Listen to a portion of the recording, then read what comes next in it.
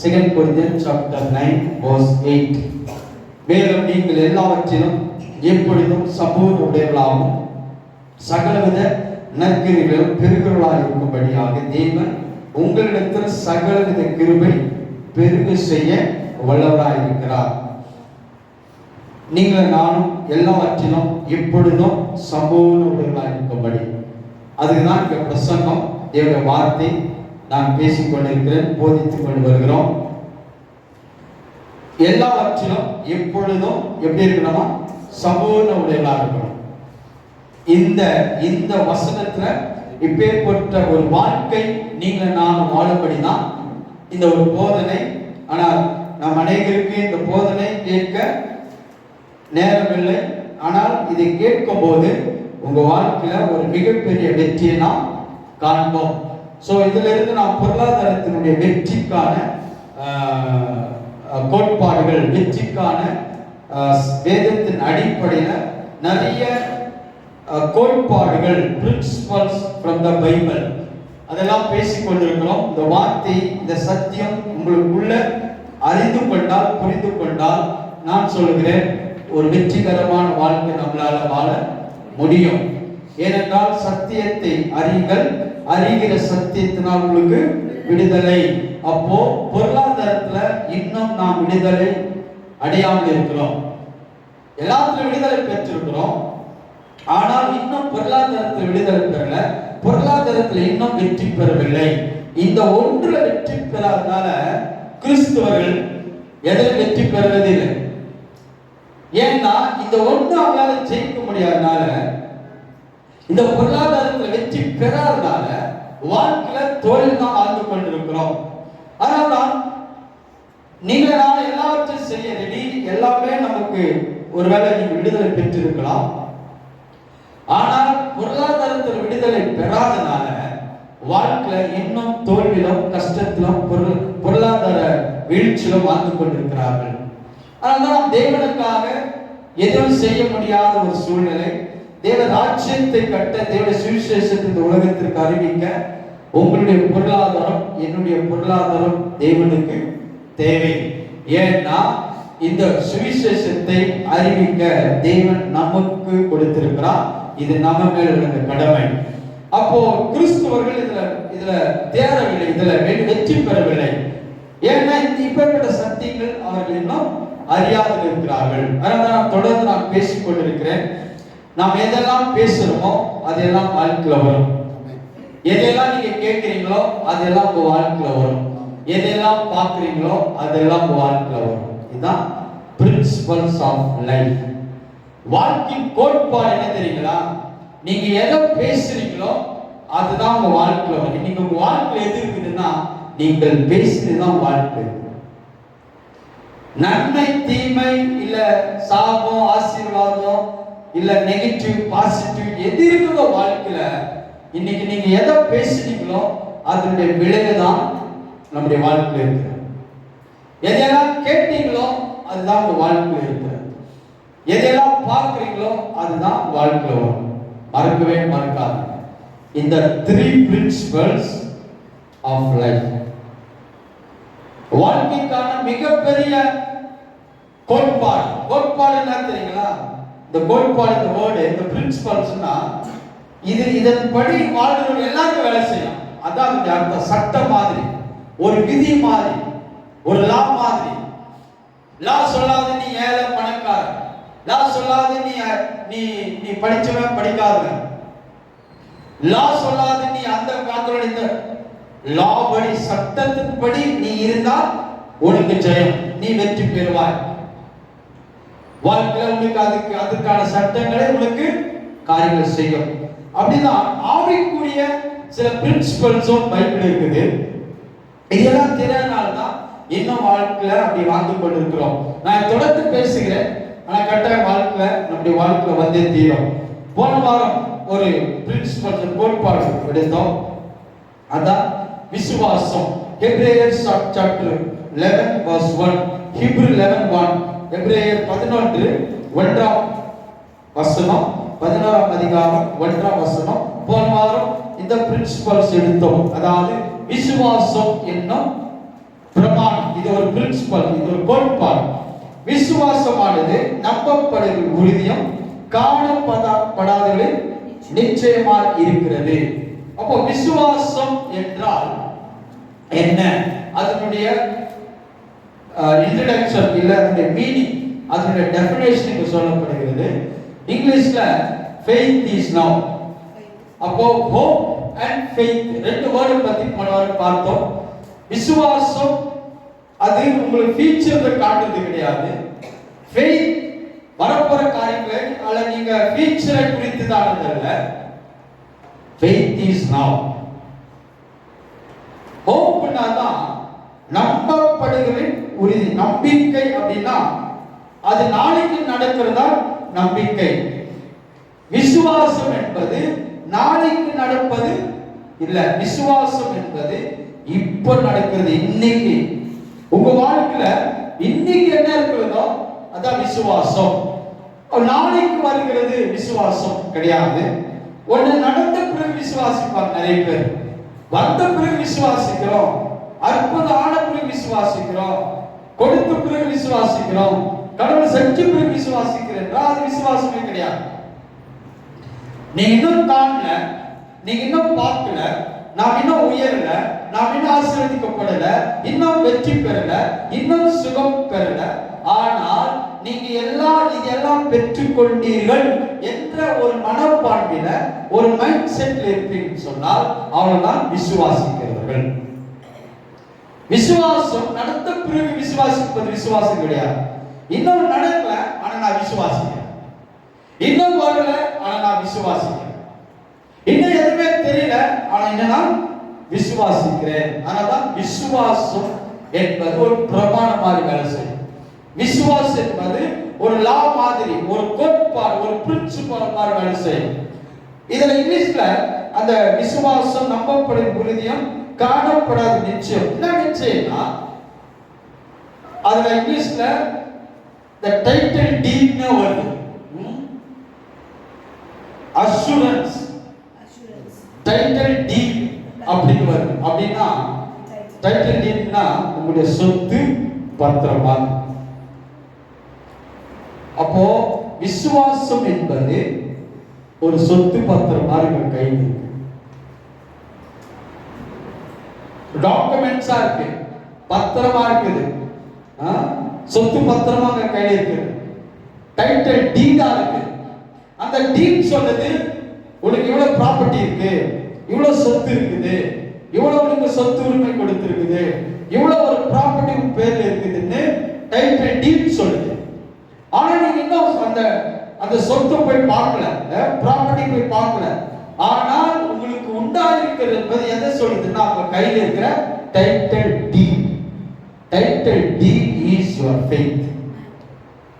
பாருங்க, மிகப்பெரிய ஒரு வார்த்தை. விசுவாசம் ஒரு சொத்து பத்திரம் மாதிரி என் கையில் இருக்குது. நான் சொத்து வெற்றி என்ற ஒரு சொத்து, ஆஸ்தி என்ற சொத்து, செல்வம் என்ற சொத்து, ஜெயம் என்ற சொத்து, ஐஸ்வர்யம் என்பது ஒரு சொத்து. வாழ்க்கையில் எதெல்லாம் நமக்கு வேண்டுமோ அது எல்லாம் விசுவாசமாகிய சொத்து பத்திரமாக கையில் இருக்குது, என் கையில் இருக்குது. அதுதான் கர்த்தருடைய வார்த்தை. அப்ப அந்த விசுவாசம் உங்களுக்கு ஒரு டைட்டில் டீடா இருக்கு. விசுவாசம் இன்னொரு வேர்டு, அதாவது அந்த டைட்டில் டீடுன்னு சொல்றாங்க. சப்ஸ்டன் இன்னொரு வேர்டு. சப்ஸ்டன் அப்படின்னா ஒரு ஒரு பொருள் மாதிரி, ஒரு திங்ஸ். இங்கிலீஷ்ல அப்படியே வருது, திங்ஸ், சப்ஸ்டன்ஸ், திங்ஸ். அது ஒரு பொருளா? எது? விசுவாசம். விசுவாசம் என்பது ஒரு பொருள், ஒரு திங்ஸ் மாதிரி. இப்போ ஒரு பொருள் ஒன்று வரணும்னா அதுக்கு ஏதாவது ஒரு ஒரு மூலப்பொருள் ஒன்று இருந்திருக்கும். இப்ப இந்த புல்பிட் இது மரத்துல உண்டானது. இது ஒரு பிளேவுட் ஆகி ஒரு புல்பிட்டா ஒரு பாக்ஸா இருக்கு. ஆனா இதனுடைய மூலப்பொருள் எங்க ஆரம்பிச்சிருக்கோம்? மரம். மரம் என்ற ஒன்றிலிருந்து உண்டாகும். இப்போ எல்லா திங்ஸும் கவனமா கேளுங்க. எல்லா திங்ஸும் ஏதோ ஒன்றிலிருந்து உருவானது. எதை எடுத்தாலும் அது எங்கிருந்தோ பேக் பண்ணீங்கன்னா எங்கிருந்தோ ஒன்றிலிருந்து அது வந்துடும் இல்லைங்களா? எங்க ஒன்றிலிருந்து தான் ஒன்று உருவானது.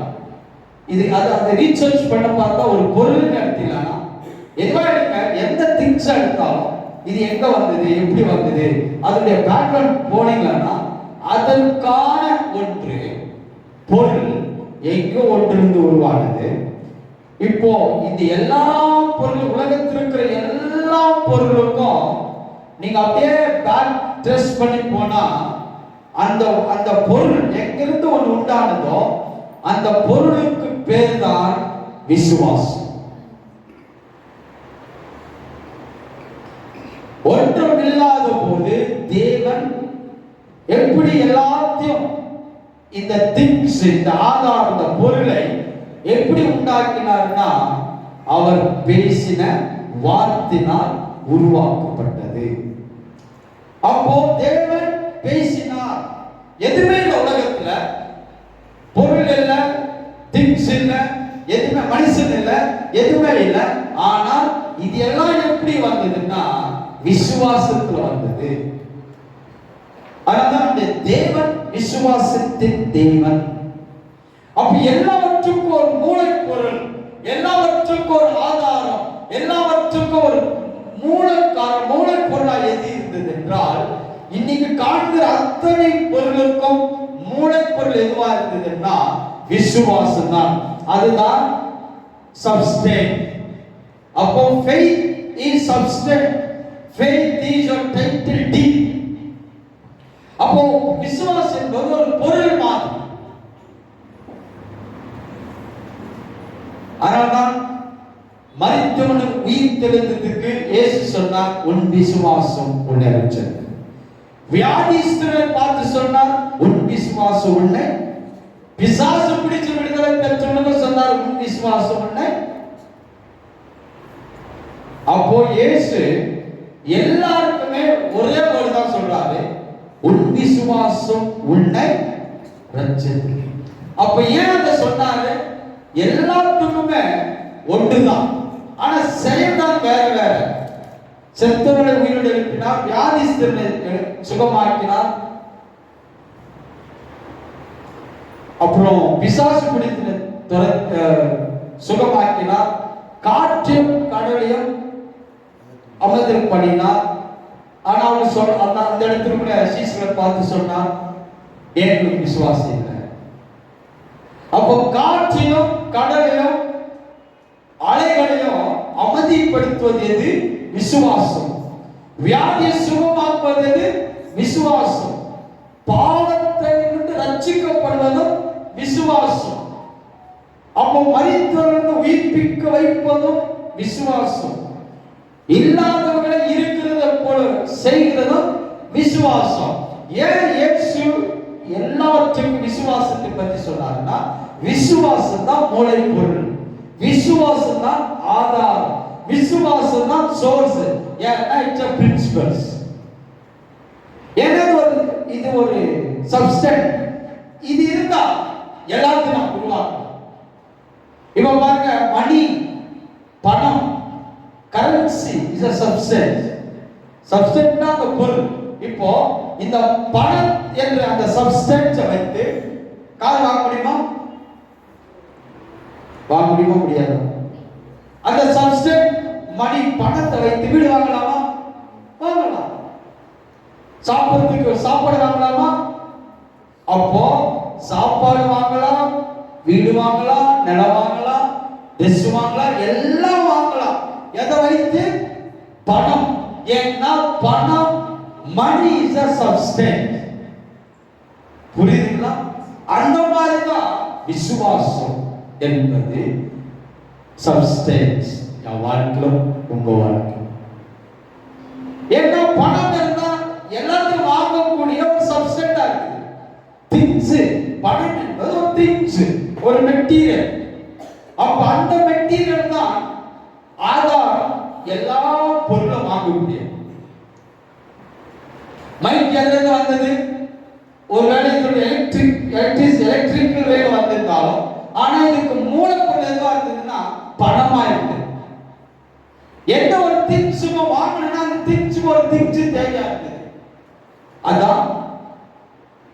கரன்சி, பணம். அப்போ இந்த உலகத்துல பணம் ஒரு சப்ஸ்டன்ஸா இருக்கிற மாதிரி தான் ஆவிக்குரிய உலகத்திலும் தேவனுடைய ராஜ்யமும் தேவனும் தேவ பிள்ளைகளுக்கும் faith is your substance. விசுவாசம் என்பது ஒரு மூலப்பொருள். பொருள் பொருள் அப்படின்னா எல்லா பொருளுக்கும். இப்போ பணம் இருந்தா எல்லா பொருளும் வாங்க முடியல. நான் சொல்றேன், விசுவாசம் இருந்தா பணத்தை கூட வாங்கலாம். விசுவாசம் இருந்தா பணத்தை கொண்டு வரலாம். விசுவாசம் என்ற பொருள் இருந்தா இந்த பணம், கரன்சி என்ற பொருளை வர வைக்க முடியும். அப்போ பணம் பெருசா, விசுவாசம் பெருசா? விசுவாசம் தான் பெருசு. ஏன்னா currency is a substance, but அதை விட ஒரு பெரிய சப்ஸ்டன்ஸ் எதுன்னா விசுவாசம். பாருங்க, இது நமக்கு தெரியாதனால நம்ம எதை பெருசா பார்த்தோம்? பணம். பணத்தை பத்தி பெருசா பார்த்து பணத்துக்காக ஓடுது, பிரியாசப்படுறது, எல்லாம் பண்ணது எல்லாம் ஓகே. ஆனால் அதை விட பெருசு faith, விசுவாசம். அப்ப அதை கற்றுக்கொள்ளல நான் இம்பார்ட்டன்ட் கொடுக்கணுமா? பணத்தை சம்பாதிக்க இம்பார்ட்டன்ட் கொடுக்கணுமா? ஏன்னா இந்த விசுவாசம் இருந்தா மழையை பெயர்க்கத்தக்க விசுவாசம். விசுவாசம் இருந்தா தேவனிடத்திலிருந்து பெற முடியாதது ஒன்றும் கிடையாது. இந்த 6ல சொல்றாரு, விசுவாசம் இல்லாமல் தேவனுக்கு பிரியமாயிருப்பது கூடாத காரியம். ஏன்னா தேவனிடத்துல பிரியமா இருக்க முடியாதுன்னா என்ன? விசுவாசம். அப்ப விசுவாசம் இல்லை என்றால் நீங்கள் தேவனிடத்தில் ஒன்றும் பெறவே முடியாது. நீங்கள் பிரியமாக இருக்கவே முடியாது. அப்போ விசுவாசம் தான் சப்ஸ்டன்ஸ். விசுவாசம் என்பது ஒரு திங்ஸ்னா பணம், பொருள். பணம் இருந்தா தைரியமா வாங்குவீங்க இல்லையா? ஒரு 10 கோடி இருந்தா 1 கோடிக்கு காரு தைரியமா வாங்க முடியும். 10 கோடி மணி, கரன்சி, பணம், சப்ஸ்டன்ஸ், பொருள். நான் அதை பேசல, அதோட பெருசா இருக்கிறது பேசுறேன். That's called faith. விசுவாசம். இது நான் 10 கோடி, அது கோடி கோடி கோடி கோடி கோடி கோடி விட பெரிய விலைக்கு கொடுக்க முடியாதது, அதுக்கு நிகரே கிடையாது. எதுக்கு? விசுவாசம்.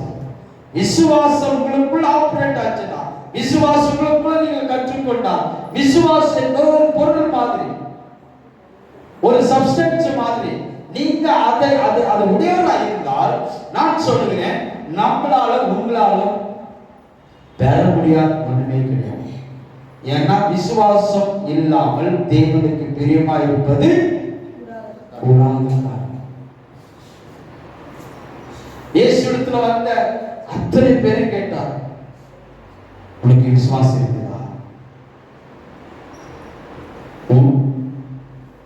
நீ விசுவாசம் உங்களுக்குள்ள இருக்கிறதா கேட்டார். ஏன்னா விசுவாசம் தான் சப்ஸ்டன்ஸ். விசுவாசம் என்பது ஒரு மூளைப்பொருள், ஒரு பொருள், ஒரு திங்ஸ். அந்த விசுவாசத்தோடு நீங்க நானும் இருந்தால் பரலோக தேவனிடத்திலிருந்து பெற முடியாத காரியம் ஒன்றுமே கிடையாது. பாருங்க, ஏன் இந்த விசுவாசம் தான் எல்லாத்தையும் பெற்றுக்கொள்ள கூடியது, பெற முடியும். என்னதான் வழி? இதுதான் பிரின்சிபல்ஸ். பாருங்க, நீங்க உங்களுக்கு காட்டுறேன் எப்படி பெற முடியும் ஏனென்றால் தேவன் எல்லாத்தையும் எப்படி வைத்திருக்கிறார் என்றால், பாருங்க, இங்க அற்புதமான ஒரு ரோமர் 10ஆம் அதிகாரத்துல